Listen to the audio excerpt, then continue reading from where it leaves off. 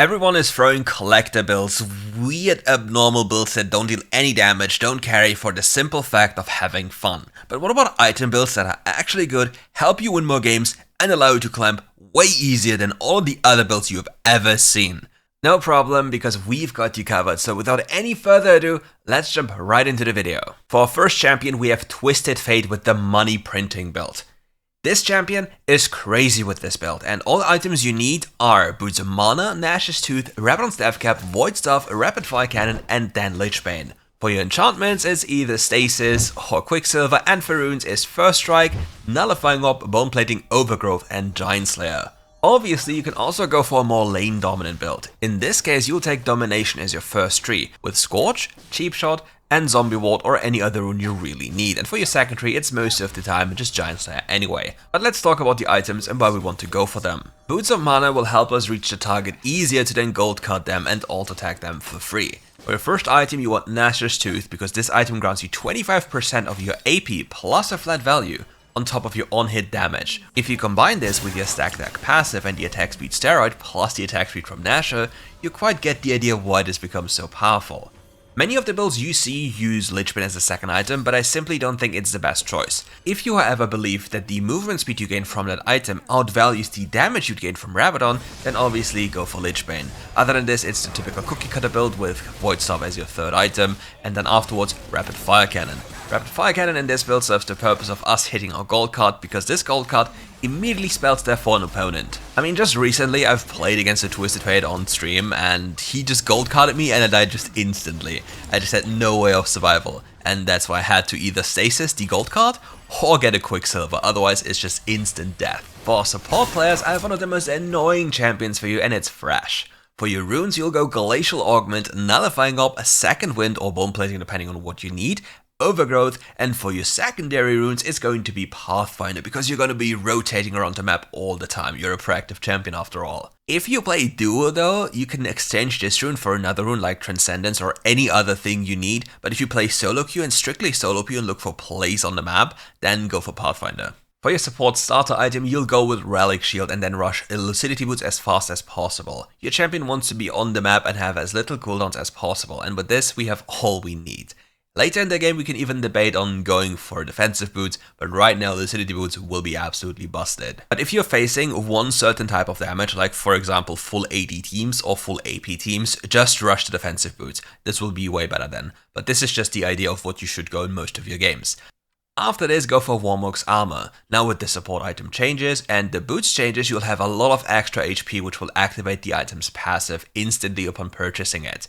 After this, we want Protector's Vow. The item grants us very good stats, and since we have such a high health pool, the bonus shield on our ally will be absolutely insane, and as well for ourselves. And if we were into full AD, we would obviously not go Warmogs after our boots, we would go for the lovely Gauntlet. And with Protector's Vow in our pocket, we would go for Amaranth Twin Guard to be as tanky as possible. Depending on what you're facing and how much healing they have, you can also debate going Thornmail. Like, all the other items after your third item are completely situational. As for your enchants, you really want Protobelt or Stasis. One will help you reach the enemy and one will help you bait the enemy. As for info when it comes to laning, always use your Flay first before you hook randomly. You almost guarantee a hit with your Flay into a hook if you use your Flay first. And when the enemy is close, just drop your ultimate and auto-attack the enemy to death. And especially with Glacial Augment, it will be so hard for the enemy to escape you when you just flay them first, so please don't try to go for the montage play and be consistent. It could be so easy. Our next champion is absolutely broken if she gets to scale, and many people only suffer with this champion because they have no clue what to build. They still build items like Collector even though it's really not helpful for her. Nilah is a short range champion that needs to go in and suffers from getting poked out or just instantaneously killed,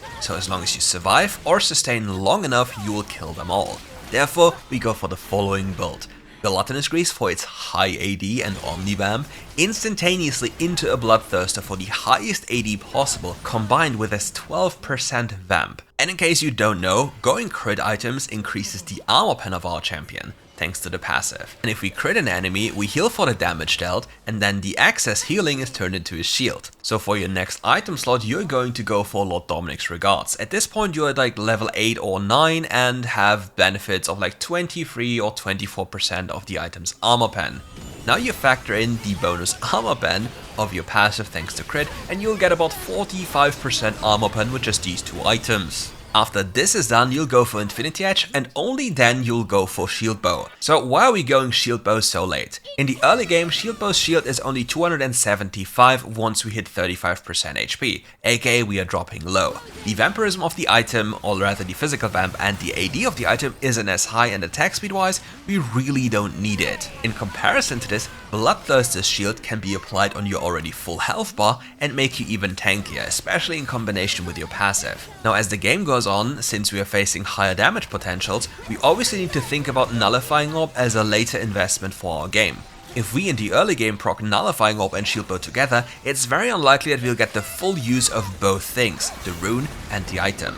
So rather than going for it early, we go for it later, because for runes, we'd go for Nullifying Orb, Bone Plating or Second Wind depending on what we're facing, Overgrowth and Giant Slayer in combination with Conqueror. Now in the late game we'll have the Bloodthirster shield, the passive shield and the Shield Bow shield, which then allows us, if we play into full AP, to go for Spirit Visage, which then empowers all our shielding and healing by another 30%. On top, we also gain more HP, magic resist and ability haste. Other than this, just go for Guardian Angel. And for your enchantments, either go for Quicksilver or Stasis, depending on what you need. But I can only recommend you to look into Stasis more often than usual, because this is very important for your champion.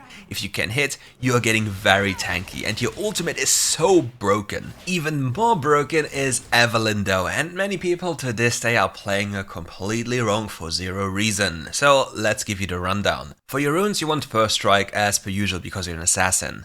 For your other runes, you want Sudden Impact, Mark of the Week, and either Zombie Wall or Eyeball Collector. And then it's Giant Slayer, because most of the time you'll be struggling against high HP targets. For your items, however, you want Boots of Mana for obviously movement speed, the pen and the AP, and then for your second item, you'll go on Prophet's Pendant. Take a good look, you'll only complete Prophet's Pendant and then sit on it, because you only want the pen from the item to work in combination with your Boots of Mana, Sudden Impact, and the Prophet's Pendant pen itself. After this, you'll go for Rabadon Staff Cap, then Void Staff, then Lich Bane, and then you'll go for something special, which is called Rift Maker. At this point of the game, you really don't struggle with damage, but more with survivability. But if you're facing something that would kill you instantly if you get hit by a spell, I'd rather recommend you go Banshees. Other than this, Rift Maker is a very powerful item for the damage amp and the sustain you get from the item. Oh, and you'll complete Infinity Orb once you're done with your core build. And as you're done with all of this, it's all up to you to find proper engages, proper flanks, and proper assassination targets. Don't forget, if the enemy has a pink ward, you will know about this beforehand, because if you check the inventory of them, you see if they placed them down, or rather if they even have them. And once you learn about the location of said control ward, you don't have to clear it, you just have to mentally remember it. If you remember it, you can path around it and give the enemy a false sense of security and just kill them for free. Works 9 out of 10 times because, well, it's WildRift. They don't see you, then you don't exist. With that done, we now talk about a champion that should never have been buffed ever, and it's Jayce. For your first item, you'll go for Gelatinous Grease compared to what all other people are doing. They're going for the Armor Pen Boots, which I don't believe is a thing you have to do. For reference, they cost 100 gold more, have 580 less, and only grant you a little bit of pen. So why exactly would you go for these boots unless you literally mitigate 100% of the enemy's armor? I don't really think they're the play, and most of the time simply a bait and just force you to have no sustain and therefore go base constantly and have little GPM. As a consequence, we will not go for the Yumu's first item, but rather for a more scaling oriented variant, which in this case is going to be Monomune. After this, Black Cleaver for the HP, haste and obviously bonus damage, and then we go for Cyrilda's Grudge. We want the percentage pen neatly stacked up to do as much damage as possible, and after this we go for a Sense Reaver. A Sense Reaver by itself will increase our spell's damage by 22.5% by just having this item. So if you hit an enemy with a Shock Blast, you best believe they're going to suffer greatly. Needlessly to say, this would slap even more with the lethality type of build, but on the other hand you'll be more squishy and then kind of only a one-trick thing in the sense of just blasting them with your one ability, jumping in and potentially just die. However, the idea of this kind of build is having the best of both worlds. You have bruiser capabilities as well as assassin-like damage. So therefore you'll go for Starrick's Gauge for our last item. When it comes to enchantments, we want Quicksilver or Stasis, and for runes, First Strike for the maximum damage possible, Sudden Impact for more armor pen and bonus damage since we have a way of proccing it consistently, Mark for the Weak, Zombie Ward and Giant Slayer. However, there's also a way to play it in a different way. You can go for the Resolve first tree and get even tankier, for example Nullifying Orb, Bone Plating and Overgrowth. Overgrowth will synergize with your Sterix Gauge and you'll be a ranged hyper carry that deals damage like an AD carry and burst damage like an assassin. But you have to keep in mind, Jayce has multiple builds and all of them have their places, so stay tuned if we update you or when we update you with another build for him. And that is kind of it for today. Thank you all for watching, and if you enjoyed the video, leave a like and subscribe to the channel, leave a comment to boost the algorithm, and obviously if you want to become a member to have cute penguin emotes, or just tell me to do Yuumi Jungle Clear, don't worry I didn't forget about you, I know, then become a member, spam the emotes, join me when I'm streaming, flame me for trolling and just, not pressing my spells. It just happened. Typical rank 1 behavior. Anyway, thank you for watching. See you soon.